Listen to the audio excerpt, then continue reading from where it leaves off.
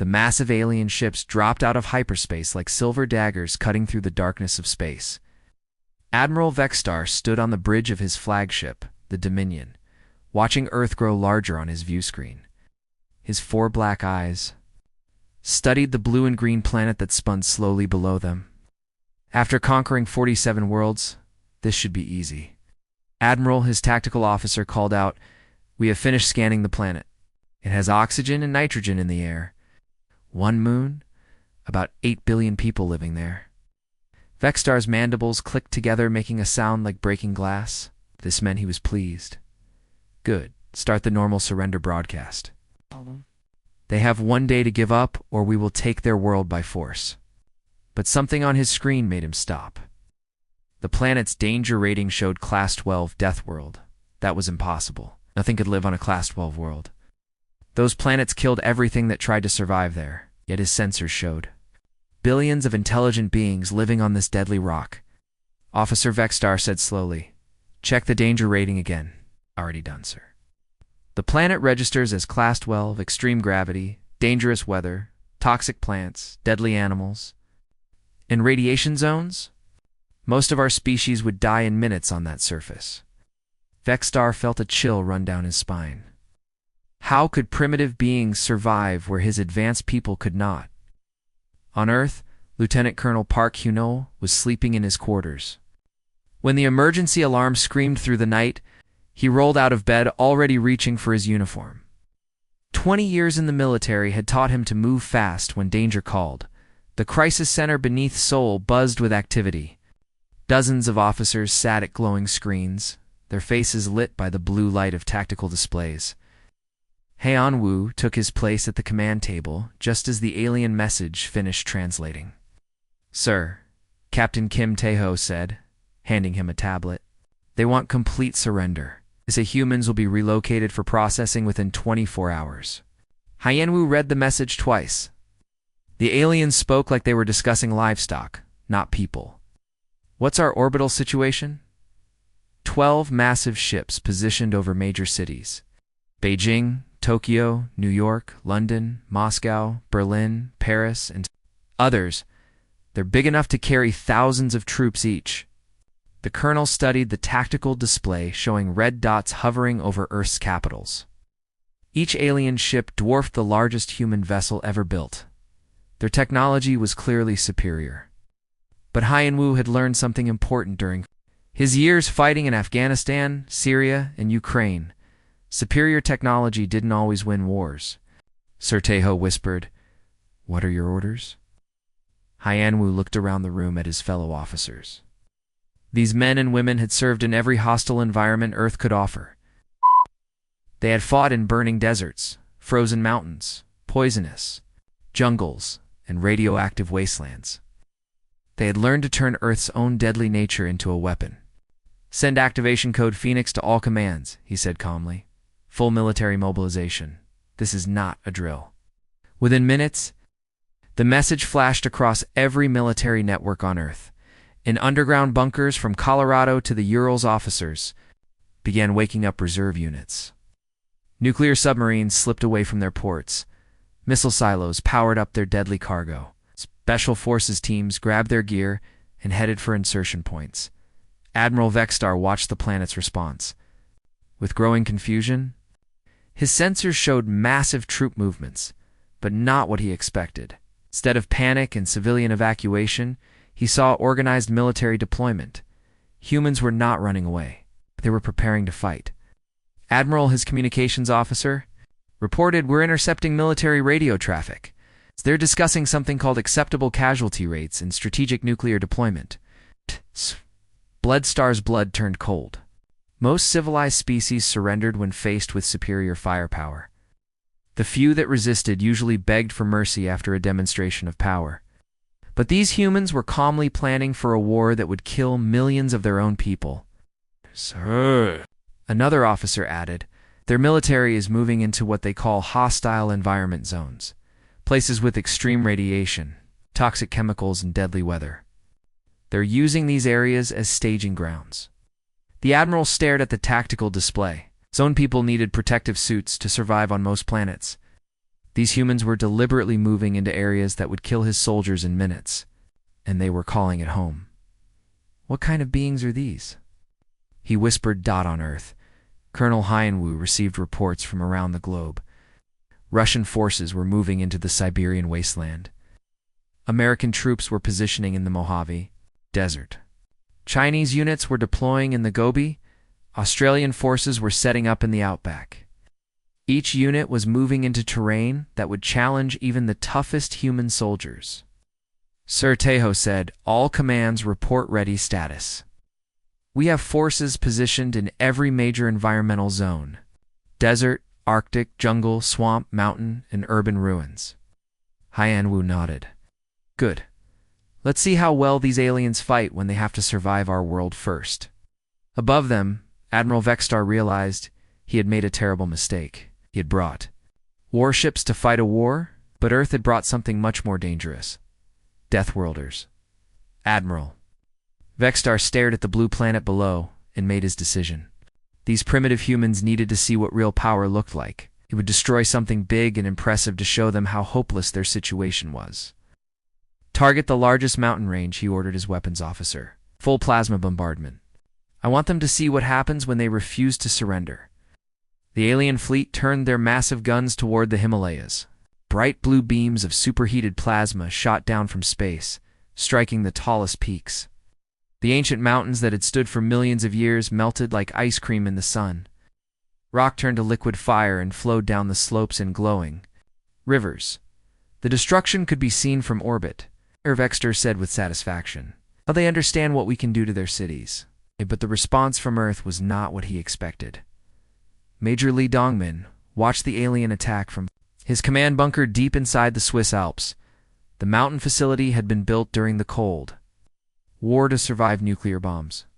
Now it served as a command center for the defense of Europe. Around him, officers from NATO countries worked at their computers, coordinating the response to the alien invasion.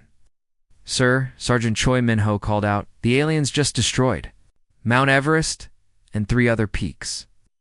The entire northern face of the Himalayas is gone." Dongmin studied the satellite images on his screen. The destruction was massive, but he had seen worse during his time as a nuclear weapons inspector. "Impressive firepower," he said calmly, "but they're using energy weapons. Our ablative armor should provide some protection." "How can you be so calm?" asked a young German officer. "They just vaporized mountains." Dongmin smiled grimly. "Son, I've spent 15 years planning for nuclear war. This is just another type of artillery. These plasma beams don't leave radioactive fallout, sir," Minho reported. "Civilian evacuation is proceeding ahead of schedule. Underground shelters are at 70% capacity." The major nodded. For decades, humans had built shelters designed to survive nuclear war. Every major city had underground bunkers that could protect millions of people. The aliens' energy weapons were powerful, but humans had already prepared for weapons that could end civilization. "Send word to all units," Dongmin ordered. "Begin Phase 2 operations. Move into environmental zones and start harassment attacks." Across the planet, human forces began a strategy that aliens had never seen before. Instead of hiding in safe areas, they moved into the most dangerous places on Earth and used them as bases. Captain Yang Sujin led her squad through the ruins. Near Fukushima, where the old nuclear plant had melted down years ago. The radiation levels were still high enough to kill most living things, but her soldiers wore protective suits and carried detectors. They had trained for this. "Captain," her radio crackled, "alien scouts approaching from the east. 3 of them, in some kind of flying vehicle." Yang Sujin looked through her binoculars. The alien craft was hovering about a kilometer away, scanning the area with bright lights. But the aliens were staying well away from the most radioactive zones. "They're afraid of the radiation," she whispered into her radio. "They're wearing full environmental suits and won't come closer." Her sniper, Corporal Park Ji-hoon, was hidden. In the ruins of an old building, he had a clear shot at the alien patrol, but waited for orders. "Can you see their equipment?" Yang Sujin asked. "Yes, Captain. Their suits look expensive but fragile, and they're moving very carefully, I think. They're more afraid of our planet than they are of us." This was exactly what human intelligence had predicted. The aliens came from clean, safe worlds where the air was pure and the environment was controlled. They had never learned to fight in places that could kill them just by breathing. "Take the shot," Yang Soo-jin ordered. Park Ji-hoon squeezed the trigger. His rifle was an old-fashioned projectile weapon, not an energy gun like the aliens used. But it was reliable and deadly. The bullet traveled faster than sound and struck the lead alien before they could react. The other two aliens panicked. Their advanced sensors and energy shields were designed to stop plasma beams and detect energy weapons. They were not prepared for a simple piece of metal fired by chemical explosive. "Second target down," Park Ji-hoon reported as his next shot. Found its mark. The third alien tried to flee, but Yang Soo-jin's squad was ready. They had surrounded the area and cut off all escape routes. The alien's flying vehicle crashed into a pile of radioactive debris, and the pilot was dead before rescue could arrive. "Command, this is Squad 7, Yang Soo-jin reported. First alien. Patrol eliminated. No human casualties." Admiral Vexstar received the report with growing anger and confusion. His demonstration of power had failed to intimidate the humans. Instead, they had begun attacking his scouts using primitive weapons and tactics that his technology could not counter. "How can projectile weapons defeat energy shields?" he demanded. "Sir," his tactical officer replied nervously, "their weapons are too simple.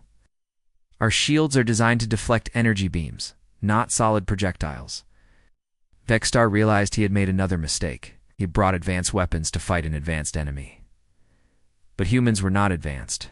They were something much more dangerous. They were survivors. The invasion began at dawn. 12 massive alien ships descended from orbit like falling stars, their hulls glowing from atmospheric entry. They landed in the heart of Earth's greatest cities: New York, London, Tokyo, Moscow, Beijing, Mumbai, Lagos, Sao Paulo, Cairo, Sydney, Mexico City, and Seoul. From each ship poured thousands of alien soldiers in gleaming armor, carrying energy weapons that hummed with deadly power. Admiral Vexstar watched from his flagship as his forces deployed. "This should be over in hours," he told his officers. Primitive weapons against advanced technology. Simple mathematics. But Earth had other plans. Staff Sergeant Kim Woo-jen crouched behind a rusted factory wall in the industrial district of Ulsan. South Korea, the sky was dark with toxic clouds, and acid rain fell like tears from the polluted atmosphere. The rain would eat through metal in minutes and burn exposed skin. But Woo-jin and his squad wore protective gear they had used for years in chemical warfare training. "Alien patrol approaching," whispered Private Han Min-soo through his radio. 6 soldiers moving in formation. Woo-jin watched through his scope as the aliens advanced down the street. Their energy shields glowed bright blue around their bodies, protecting them from projectile weapons. But as the acid rain fell on their equipment, something unexpected happened. The shields began to flicker and spark. "Their shields are failing," Woo-jin reported to command. "The acid rain is corroding their technology." The aliens had not expected this. Their energy shields were designed to stop bullets and plasma beams, not chemical corrosion. As the rain ate through their equipment, gaps appeared in their protection. Woo-jin's squad opened fire with conventional rifles, and the aliens fell one by one. "Command, this is Squad 4, Woo-jin radioed. Enemy patrol eliminated. Their technology can't handle our environment." 3,000 kilometers away, Captain Lee Soyoung moved through the Amazon rainforest like a ghost. She had spent 2 years training in this jungle, learning to survive where most humans would die in days. Behind her, 6 alien soldiers crashed through the undergrowth, their heavy boots sinking into the muddy ground. The aliens carried advanced sensors that could detect heat signatures from kilometers away. But the jungle was full of heat sources, animals, rotting vegetation, and steam from the humid air. Their sensors were useless in this chaos of life and death. "They're falling behind," reported Corporal Lee Jinwoo, who was watching their pursuers. Through a scope, one of them just stepped in quicksand. So-young smiled grimly. The quicksand was hidden beneath innocent-looking moss, but she had learned to read the signs. Duh. The alien soldier was already waist-deep and sinking fast. his companions tried to help, but their energy weapons could not cut through the thick mud. "Leave him," So Young ordered. "We have bigger problems." She pointed to a tree branch above their heads. A fertile ant snake, one of the deadliest creatures in the rainforest, was watching the alien soldiers with interest. Its venom could kill a human in minutes, but humans had learned to avoid these creatures. The aliens had no such knowledge. The snake struck without warning, its fangs finding a gap in the alien's armor. The soldier screamed and fell, his body convulsing as the venom spread through his system. Gosh. His companions fled in panic, crashing through the jungle like frightened animals. "Command, this is Amazon Team Saw Young reported. Enemy force scattered. The jungle is doing our work for us." In Seoul, Colonel Bae Sung-ho watched the battle from his underground command center. The bunker was built 5 stories below the city, protected by meters of concrete and steel. It had survived North Korean artillery, and it would survive alien energy weapons. "Sir," his aide captain, Park Hae-jin, reported, "alien casualties are mounting across all sectors. They're requesting reinforcements." Sun-ho studied the tactical display.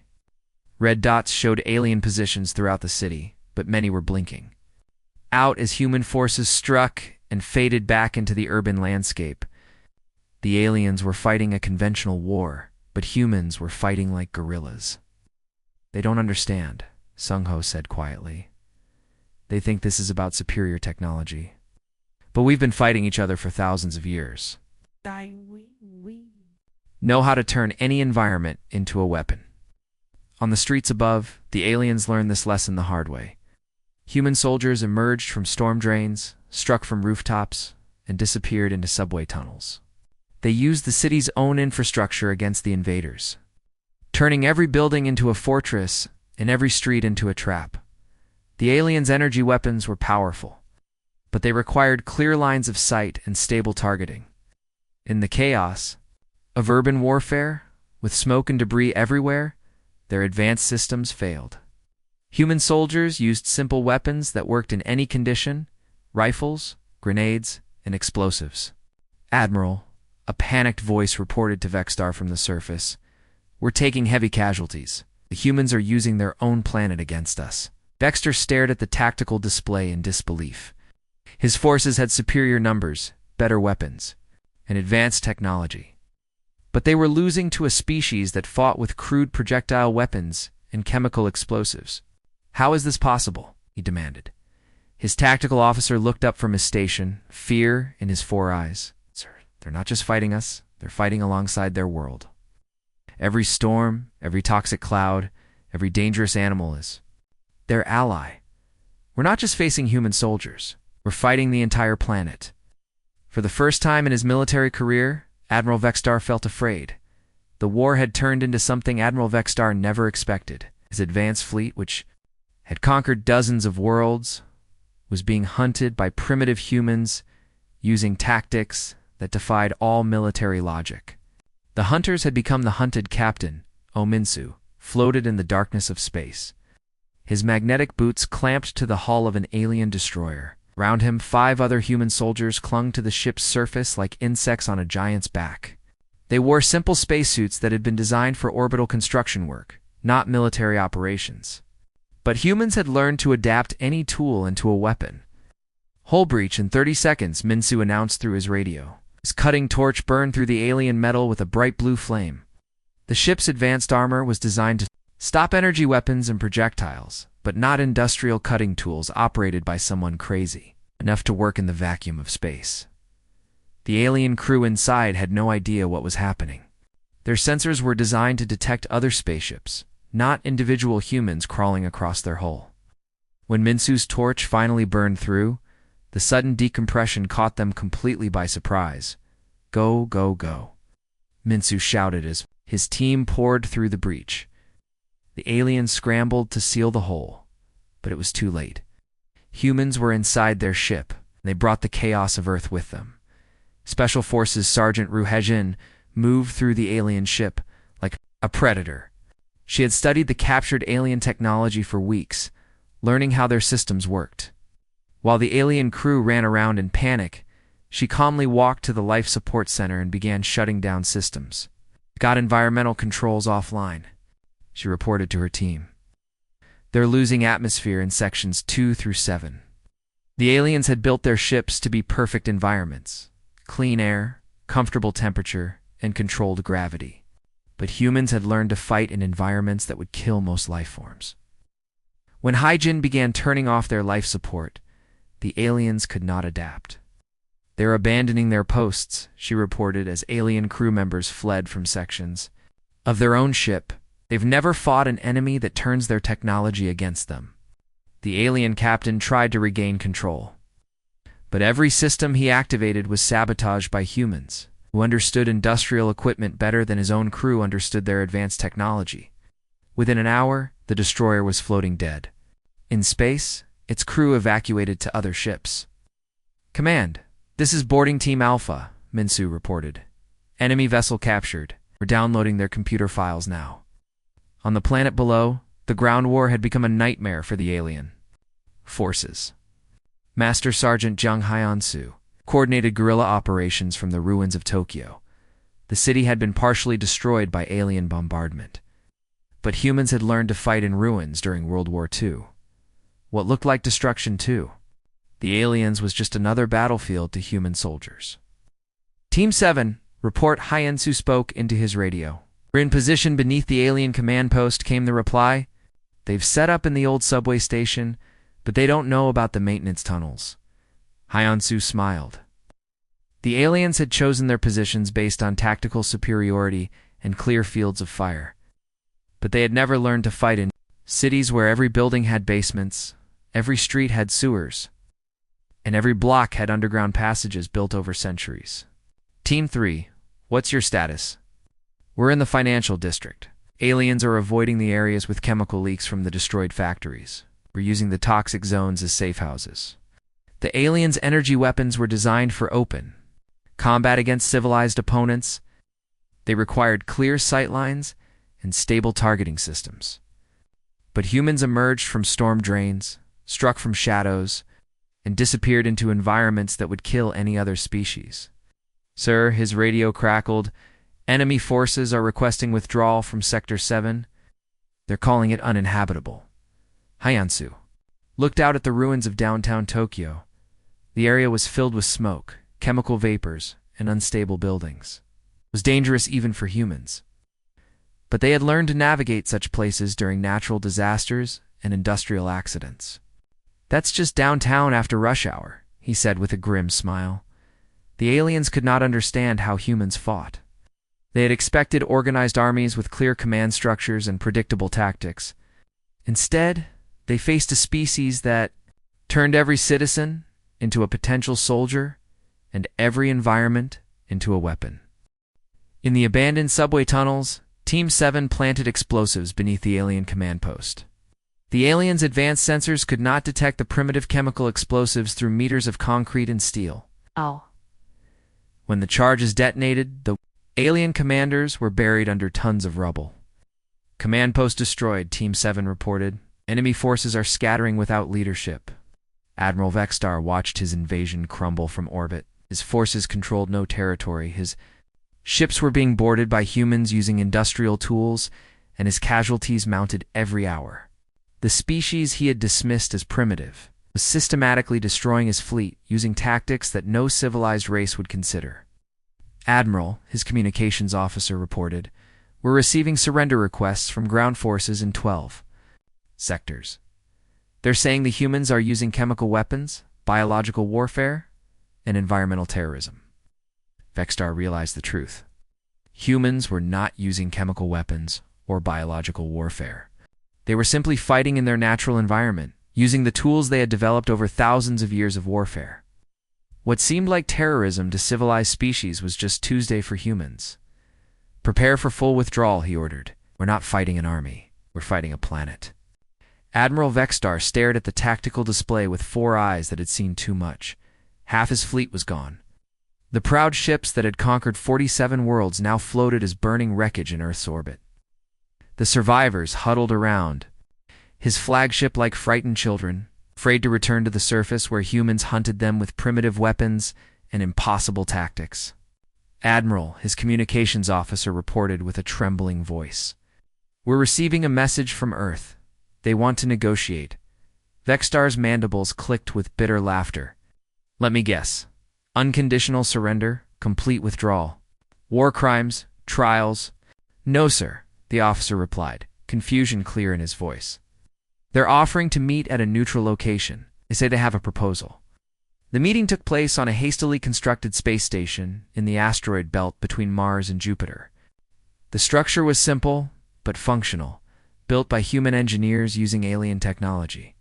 It was a symbol of what cooperation between the species might achieve. General Park Chan-woo stood across from the alien delegation in the station's main conference room. He was a veteran of 3 wars and had commanded human forces on 4 continents. His face was scarred from shrapnel, and his left arm was mechanical, replaced after a bomb explosion in Syria. But his eyes were calm, and his voice was steady. "Admiral Vexstar," he said with a slight bow. "Thank you for agreeing to meet." The alien commander studied the human general with suspicion. "State your terms for our surrender." "Ow-woo." And the expression seemed to confuse the aliens. "We don't want your surrender. We want to offer you a partnership." The alien translator worked frantically as if the words made no sense. "Partnership? You defeated our invasion? By galactic law, you could demand our complete submission." "We propose a mutual defense pact," Chan-woo stated calmly. "Humanity will serve as peacekeepers for the Confederation. You have superior technology. We have superior soldiers. Together, we can maintain peace across the galaxy." Admiral Vexstar's 4 eyes blinked rapidly. "You wish to? Join us?" "After defeating us," Admiral Chan-woo said, leaning forward, "your Confederation has existed for thousands of years. You've built an advanced civilization across hundreds of worlds. But you've also grown soft. When pirates attack your trade routes, you negotiate. When rebels threaten your colonies, you send diplomats. You've forgotten how to fight." The alien leader's mandibles clicked with anger. "We are not cowards." "No," Chan-woo agreed, "but you're not warriors either. You're engineers and scientists and philosophers. That's not a weakness. It's a strength. But every civilization needs protectors." He gestured to the viewport, where Earth hung like a blue jewel in the darkness. "We come from a world that taught us to fight every day just to survive. We've spent our entire history at war with each other, with our environment, with everything. We're good at violence because we had to be." The negotiations continued for 3 days. The aliens struggled to understand human concepts of warfare and honor. They had never encountered a species that fought not for conquest, but for survival. Not for profit, but for protection. Lieutenant Commander Shin Hyran stood at attention as the agreement was signed. She was Earth's first interstellar marine, chosen to represent humanity in the new galactic order. Her uniform was simple compared to the aliens' elaborate ceremonial dress. But there was something about her bearing that made the alien delegates step back respectfully. "Humans will provide security forces for Confederation vessels and colonies," Admiral Vexstar announced to his fleet. "They will be integrated into our command structure, but will operate under their own military protocols." Within months, human soldiers were stationed on Confederation vessels throughout the galaxy. The mere presence of a human security team was enough to deter piracy and rebellion. Word spread quickly through the criminal underworld. "Don't attack." Ships with human crews. Captain Nam Juwan took command of the first joint human-alien patrol vessel, the CNS Harmony. The ship was a marvel of alien engineering, but its crew was mixed. Alien officers handled navigation and communications, while human marines provided security and tactical support. Captain, his alien second-in-command, asked nervously as they approached a distress signal, "What if we encounter hostile forces?" Juwan checked his sidearm with practiced ease. The weapon was a simple projectile gun, crude compared to alien energy weapons, but deadly effective. "Then they'll learn what the rest of the galaxy already knows. Don't pick fights with Deathworlders." Oh. The distress call came from a mining colony on the edge of Confederation space. Pirates had been demanding tribute for months, and the local authorities were helpless. But when the Harmony arrived, the pirates fled without firing a shot. "Why did they run?" the colony administrator asked. "They outnumber you 3-1. Juan smiled grimly, because they know what humans are. We're the species that survived on a Class 12 death world. We're the ones who fought your invasion. Fleet with primitive weapons and won, or the ones who turn every environment into a weapon and every disadvantage into a strength." Across the galaxy, a new phrase entered common usage among pirates and rebels. They brought warships, but Earth brought Deathworlders. The Confederation had learned that sometimes the best way to keep peace was to have warriors who were very, very good at war.